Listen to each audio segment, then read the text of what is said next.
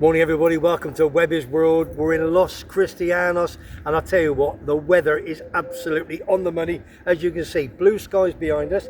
You'll see that picture a little bit later on exactly where we are. We've done it a little bit different. I haven't brought I have brought it, it's there. But my hand's gonna, you know what it's like, age catches her. Remember this man, Alan Fraser, an absolute quality ex-Scottish goalkeeper. So he tells me, coach. All right, yeah, but you did a little bit of goalkeeping as well. You did a bit. How are you, big man? Nice to see you. Yeah, always, baby. Thank you for coming to me. And there's a reason why we've met up today. He's come on his jollies. He's back out sometime ending next year.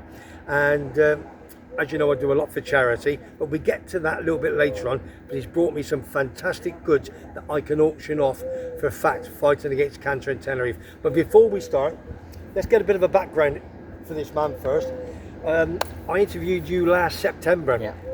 And we got a lot of views. What we're going to try and do, we're going to try and beat it, all right? So we've got to be really, really positive. Yeah. We're going to send it to everyone. So it's a bit of Scottish football today. It hasn't been on the show for quite a while, but as we all know, Scottish football is not in a good place. We need it better for us to talk, discuss things. Celtic, Rangers, Aberdeen, Dundee United, you know what I mean? It is what it is. Right.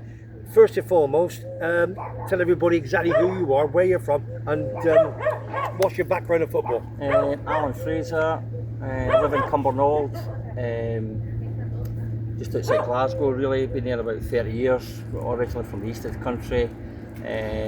My football background, I left school, signed for Dundee United when I was 17. People will remember the legendary Mr McLean, told me I was the worst goalkeeper he'd ever signed. I thought, I better go and get myself a job. So I played a bit in non-league for years, and then I got a really bad injury, broke my jaw, my nose for a couple of weeks each other. Started doing my coaching badges and still played, and then went into coaching pretty much, not full time, but it was always kind of with the Scottish lower league clubs. About 8 or 9 clubs I think I've been at. The best, obviously the longest time was at Alloa. We had 3 years in the Championship. I was at Queen of the South with Sandy Clark. So I know lots of people, you know, proper names in the game. Jim Duffy, Jim Goodwin, Peter Grant, Sandy Clark, Alan Johnston, you know, they've all worked for them and they've all been really good for me. Decided to, about 2 years ago now, obviously the phone doesn't ring either, so decided that was time was up. I was carrying a lot of weight then, you obviously noticed it yourself today when I Fantastic. was carrying a lot of weight there. I was not doing myself any favours, but I've lost about 7 stone or 43 kilos or something I've lost. But I'm going for a new knee, probably this time next year. Yeah. And I think my footballing days in terms of coaching are maybe over. You never say never, do you? No, sure. But you have to be asked, obviously. Yeah. But I've still got a bit to offer, whether it's doing something else. But at the moment, I just enjoy the free time. But I've got so many contacts in the game. You know, I was down at West Ham, Tottenham the other week. I've been to a few Dundee United games, been to a couple of Airdrie games, I've been to a couple of Alloa games. So I'm not stuck if I want to go to any games. The two big names, obviously, that crop up when we speak to each other every other day. Yeah. Obviously, you're good pals with Jim Goodwin, the manager, or coach, whatever they want to call them, of Dundee United. Yeah. And what a lovely, lovely fella. He did me a nice video a few months ago, which got a lot of views, which is fantastic. Now they've had, I don't know, under the situation of Dundee United, they've had a half decent season, haven't they? They've qualified for Europe. Qualified for Europe last week, maybe top 4. And to be fair to Dundee United, I remember what I was saying, you know, you meet your own luck and stuff like that. But Dundee United have been in the top 4 or 5 all season. Yeah. So you deserve a break, right? Yeah. And so absolutely delighted for Jim and Lee Sharp, the assistant, because Lee was at Alloa. And Lee Sharp? Yeah, not Lee Sharp. No, okay, I'm going to say, okay. It's another Lee Sharp. So Lee was at, in fact, when we get home on Saturday, we're going to Lee's 50th on Saturday night. Okay. In Glasgow. So they deserve a break. They've been consistent. They've been consistent. They cannot. Yeah. They obviously, I watched quite a few games, check all the results and that. They just cannot get in touch with the top 2 in that respect, can they? It's difficult because obviously the money is not there and everything else. But they get a good crowd. They get on a good day they'll get 8,000 or 9,000. Yeah. Crowd maybe, but Celtic are getting 60,000. Yeah. Rangers are getting 50,000, 55,000. Whatever. Yeah, sure. So there's a difference. Every club outside of those 2 struggles for, you know. for the crowds, or to get big numbers like that. I took the tables down. Obviously, Celtic and Rangers. Celtic won the league again, and they beat Rangers by 17 points. Absolutely horrendous. 17 points for a particular league, which is not clever in Scottish football. No, that's for sure. Yeah. And now Hibs, obviously Hibs, they went down, and they've had a cracking ended from Christmas onwards. It just shows you where showing a bit of loyalty and patience, and if you believe in your manager, because Hibs were bottom of the league for about Christmas time. In November, early December, and they went on 17 games or something like that, unbeaten. And I think David Gray was probably up there. He was nominated for Manager of the Year. Yeah. David Gray's done a phenomenal job, and for Hibs to finish third, comfortably third as well, he's done a phenomenal job. But again, Scottish football needs a big club like Hibs challenging, what we're talking Aberdeen challenging, Hearts challenging, really big clubs challenging. So a big shout out to Big John. He's my good pal, lives in Kalasovaki in my manor. He's a massive Hibs fan, really. So a big shout out to you, John Boy. That's for sure. And Dundee United again. So they're going to be in the. They're going to be in the Europa League. Europa League. So they'll play a couple of qualifiers obviously for that. But they came off the Championship last year. That is a phenomenal result. Yes, it is. They won. Whatever way you look at it, that is a phenomenal result for Dundee United. I think they were 6-4 to win the league last year, and the reason I know is because Mark the bookie, my good pal, had a big 7-timer and one let him down, and that was Wrexham by 2 points. Right. He had a £200 bet on 7 clubs, including City, Troy to win the derby for 137 grand, and Dundee United was the one. It's 6-4. He had them in as well. That's super. So well done, Jim Goodwin. Yeah, phenomenal, Jim. Absolutely great result. I was at one of the games recently, and his wife Laura Jane's a lovely person, and his little son James, I think James about 10, 11, just getting into football and that as well. Yeah. And we were sitting behind them in the kind of director's box, so for the families sit. And Laura Jane and young James, I've met them before, obviously, just met them a few times. And James is, so they were playing Dundee, got turned over by Dundee that day. Yes, but James 4-1. No, I think was it not 3-2? 3-2. And there was a few goals, I do remember. But young James is going, we need to change. James over 10-year-old. 3-2, you scored late on. We need to change it, we need to go 3 at the back, we need to sort that. And I'm thinking, listen, James was obviously listening to Jim, going, travels with Jim in the car, take to the football. Yeah, for sure. Absolutely brilliant. And Dundee United sacked their manager, I believe, last week as well. Oh, Dundee sacked their manager last week. He's kept them up, but they sacked them up. But I think because they were going quite well at the start of the season, maybe, and then they've had a kind of mini collapse, probably at the wrong end of the wrong time of the season, because they've no chance of recovery really. But they stayed up, So I've said it before the last time when I was here. So you take Celtic and Rangers out of the equation. Yeah. Hibs are flying at the moment, right? Yeah. They've been really good, but Aberdeen, Hearts, Dundee United, St Mirren, Dundee. You can't get a cigarette paper between them. Big shout out to Kevin the Scotsman, my good pal. I think he's in Benidorm at the moment. Nice to speak to you, big man, Kevin. Thanks for the comments. Big St Mirren fan. Yeah. And St Mirren went to Rangers last week and drew 1-0. Yeah. I think St Mirren was 1-0 up, and Teddy Bears equalised late on. But that's another thing as well, Rowan. So the bath. Hang on, I'm just going to knock this geezer a bit. He's a Bath rugby supporter and he can see me close to him. How are you, big man? Nice to see you, nice to meet you. I won't take him on, he was massive. But St Mirren, the last game of the season, St Mirren could have got that top 4 place, Aberdeen could have got the top 4 place, so it went down to the wire. So there was a bit of excitement again for the playoff and relegation spots. Went down to the wire last game. So the Premier League's quite exciting with me. I was talking to you the other day. I talked to you earlier on, and I was at the Tottenham West Ham game, West Ham Tottenham game a couple of weeks ago. And the infrastructure, I say to you, it's different universe from Scottish football, right? Different universe.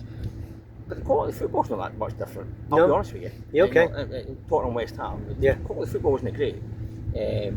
But the atmosphere and the crowd and stuff, that's what makes more people. So. Let's move down to the Championship. Obviously, I checked it out. Championship was won by Falkirk. Do you know much about Falkirk? Yeah, well, John McGlynn comes from the same town as me in Musselburgh, so you always kind of have a soft spot for them. But John McGlynn's done a phenomenal job. I think they went through the first division last year unbeaten. Okay. And they've come in, and again though they were comfortably in front kind of turn of the year. Yeah.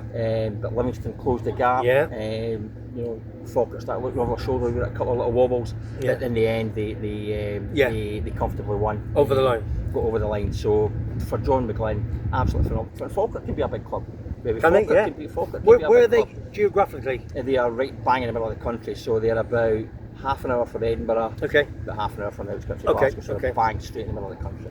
Division 1, Arbroath. Yeah. Have you got any contacts? Where's Arbroath? Arbroath's up in the East Coast. Okay. And I'm not joking with you, if this is a stadium, like there's no seas just there. Honestly, Yeah? that's No. I mean, they get games called off because of the wind at times. Bloody right? hell. So, And for but them to win Division 1, fantastic. They're one of those. They're one of those yo-yo clubs. So there'll be First Division Championship, well run, Yeah. semi-pro club. Yeah. You know, it wasn't that long ago under Dick Campbell. They were in the playoffs to get to the Premier League. Oh, dear me. So he got he's going that. He had them go flying in the Championship actually. Yeah. And a part-time club in a full-time league. So it was a phenomenal achievement. But they've done well again, coming up to the Championship. They've got a bit of money, so they can go and get decent players in. The best part-time players if you like. So. Yeah. Going to my favourite division, and there's a reason why that I'll tell you in a minute. The winners of Division 2 was Peterhead. Yeah. Where's Peterhead? Peterhead's right up in the north of Scotland. So that's you've got Aberdeen, and then you go round the coast to Motherwell, and Peterhead's bloody on hell, that coast. That's a distance. It's a big fishing port. Is it a big fishing port? Yeah. So they won Division 2. So one of them beat. They only just beat my Scottish football team, East Fife. Listen, East Fife has always been my team for many, many years. They all ask why. When I had the World Famous Carnival, I used to get the East Fife big supporters, 6 of them, every Christmas come and see me, bring me a shirt, got East Fife signed for everybody. Willie Gray was the man that used to own them. I tell you a lot of stories. Get in the car, he say, give a backhander, for the goalkeeper, that type of thing. No, not for pulling a game, but not for pulling. I mean, for the end of the day, for they appointed Dick Campbell as a manager. Dick Campbell was at Arbroath. Dick's been 4th for us. Dick Campbell is the most decorated manager in Scotland in terms of promotions. No, unbelievable. Honestly, if he ever comes to, I think he comes to Tenerife actually. If he comes to Tenerife, you need to get on. Dick is a legend. Dick is phenomenal. He's one of the funniest guys you'll meet as well, but he's also, when it's time to be serious, he's like, he can be quite aggressive in the dugout next to you, but he's an absolute. He was playing at a golf day at Westwood a couple of years ago, and he was getting his clubs at the car, and he was struggling a wee bit, and I said, "You want a hand with the clubs?" And like, he always said, "How you doing, son?" And like, he calls you son, right? Of course. But he's an absolute legend. Him and his brother Pink, and I worked with Pink at Brecon for a while, and playing red. They playing red. And Pink's a gentleman as well. Pink's more of the thinker, but Dick got sent off once. He disagreed with the referee's decision, and he walked up the pitch. He was just outside the 18-yard box. And to the referee. But Dick is a legend. You ask anybody in Scottish football. Brecon, I used to get the owners. I think it was 2 owners when I was at the Garden Bar, and they. I remember playing in red. Yeah, I remember. red, And there was a butcher's used to sponsor them. He used to come in as well. As soon as you say things clicking, but he's Fife superb. I mean, tell you about East Fife. So we've got Dick Campbell there who knows how to get teams promoted from the lower leagues. Right, he just does. He's just a master at it. But they've also got a guy a striker called Alan Fraser, number 10. Okay. Trout's played with us at Alloa, and Trout's goal scoring record in lower league football is second to none, and he's scored another barrel of goals for East Fife this year. If I remember, let me just think off the top of my head, a very famous footballer was manager of East Fife. Played number 10 for Tottenham. I'm sure I'm right. Correct me if I'm wrong. Gordon Jury started his career at East Fife. No, Gordon Jury started his career there. Steve Archibald. Was he the manager at East Fife? I'm sure he was. We'll have to Google it. If anybody watching, please Google it. Stevie Archibald. I think he was manager 2, 3, 4 years ago. Check it out, please. That's a long time super. 15, 20 years ago. Oh, bloody absolutely super. Listen, what a great. Listen, for you to talk about Scottish football, which is fantastic. Right, there's a couple of going from the leagues, a couple of questions I've put down. And just talking about leagues, sorry. East Kilbride have now managed to get out of the league. They beat Bonnyrigg Rose in the playoffs. So Bonnyrigg Rose have been relegated from League 2, and East Kilbride have gone up from the Lowland League. So East Kilbride are one of these progressive football clubs, putting a bit of money in, investing in their infrastructure, investing in the community setup. So East Kilbride, they've got 2 great managers, a manager and assistant manager, who know their football, know their way around, they will go from strength to strength. So there's a massive congratulations to Scott Bride, because they've been trying to get through that glass ceiling for a couple of years now, but they've now managed it, and they'll just go. Fantastic. They'll just go from strength to strength. Yeah, super. Is there anybody you want to sort of mention on with regards to any of those clubs, or as you say, Alloa or whatever the case? Yeah, Alloa had a difficult season, just missed out in the playoffs. Yeah. I think some of the criticism that the manager got was a bit not favourable. Yeah, sure. Because Andy was a skipper and a club captain when I was there. And the best club captain I've ever worked with, without a shadow. Okay. Fantastic. And he's a young manager making his way in the game. But the club's changed a bit. And nobody has a divine right to get to where we to get promoted. But they'll probably need to bring in 4 or 5 new players. But you've got to trust the manager, haven't you? You've got to trust in the process. Right, super. Right, let's move on to. I've just put down 3 items I just want to discuss very, very quickly. VAR in Scotland. Yeah. Now, when you're down watching the Premiership and what have you, some of these decisions you think, how, why, when. Some are taking 5, 6, 7 minutes. Mm-hmm. Have we scored? Have we not scored? Mm-hmm. What's the background in Scotland? Is it the same? Are you thinking? Yeah, it's exactly the same. Because when you're looking for the results. You see the results are start coming in 90 plus 10 and are still playing. And you're like, that's great. But VAR for the 95% they get right. The 5% they speak about are the ones that are contentious. Yeah. So there's been 2 in the last week in Scotland. One was a Dundee. Is it Dundee, Ross County? Dundee were playing anyway. So because they've been put in back post, the guy is backpedaling. Now there is no way you can jump with keeping your hands here. Right, so he's jumped, but he's missed the ball. Yeah. Right, but his hands up. It's a natural reaction. Your hand comes up for balance. Of course. And the defender behind him, Dundee defender again, has headed the ball. Yeah. And he's as close to me as you'll be. Yeah. And it's hit the guy's hand. No. Penalty. Never in 100 years. No. But that's cost Dundee. They're now playing on a player. They're now they're secure, obviously. Yeah. That could have caused them a lot of bother. Yeah, for sure. Caused them issues. Yeah. Now, you have to go to the last game of the season to secure their But we always have to have a controversy in football, and VAR is probably the biggest controversy, apart from obviously the money situation. Like Leicester City have problems, obviously from 2 years ago. The Fair Play League, how much did they spend? Now did they not spend? So that was the big talking point. Another one at the weekend, Rangers-Hibs match, Hibs-Rangers game. I mean, the ball is over the line. Yeah. And VAR said it's inconclusive. The ball is over the line. I mean, from being on PC, like Stevie Wonder could have seen it was over the line. Yeah, gotcha. It's over the line. Yeah. And I'm not a Rangers supporter, I'm not a Hibs supporter, so I have no beef with it whatsoever. No concept whatsoever. But it was over the line. A goal's a goal. And that's fact. Yeah, for sure. But it's happened with the same referees in both games. So that massive controversy, same referee both games. Yeah.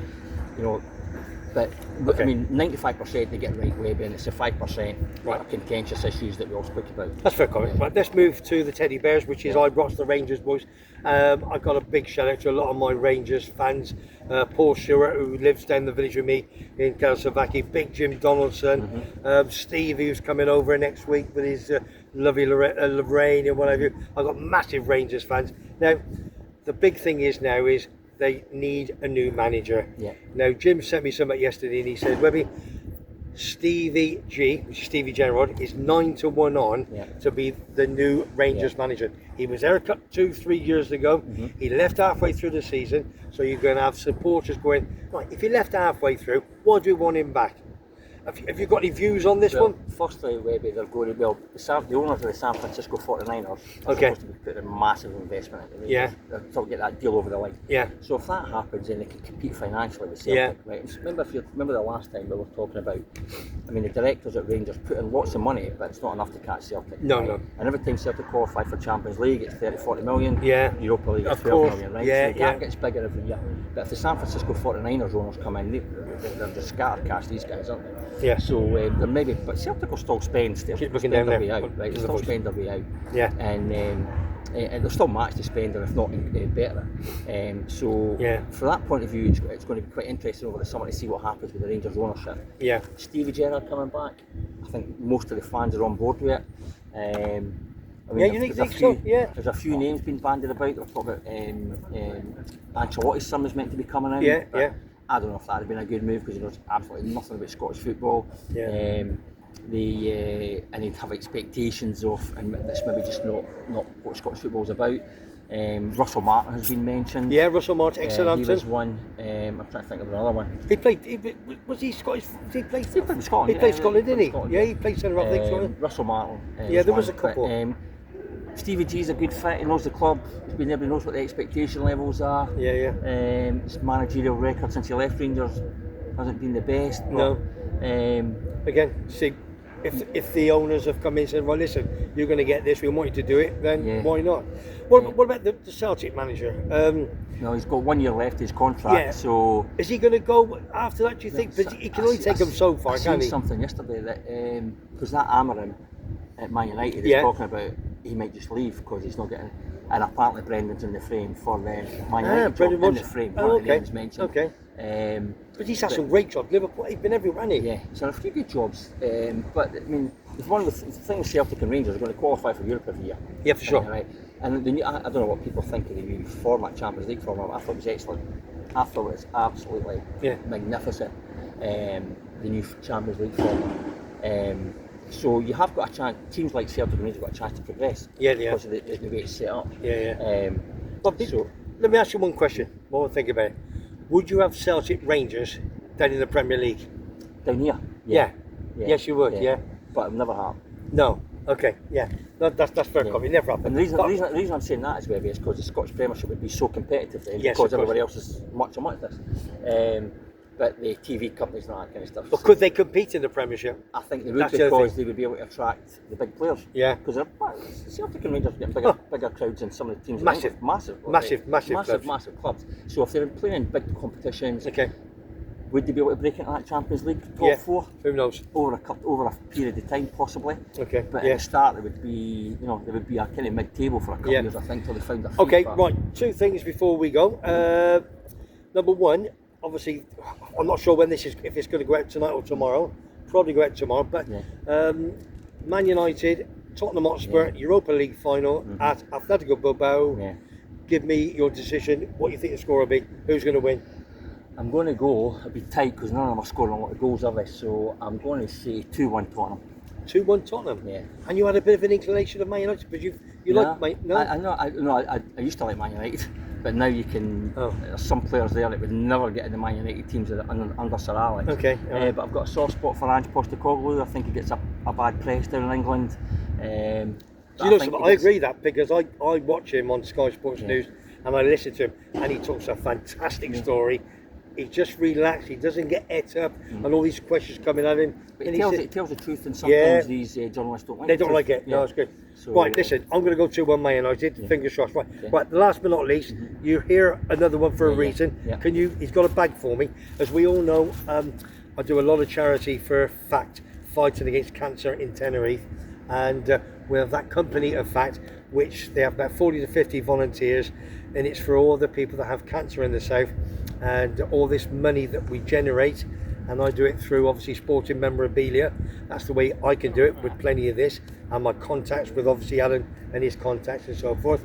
And we have a couple of big do's coming up next month. The 14th of June we will be at Bremner's Bar. It's usually Sunset Bay, but they can't hold it this year for various reasons, so we're at Bremner's Bar. I'll be doing a small little speech, as I usually do, saying what I'm going to do, how we're going to raise money, tombolas, entertainment, it's all there. So if you're in Bremner's Bar in Porto Colon, sort of Viscas, please come on down, have a drink, and come and say hello.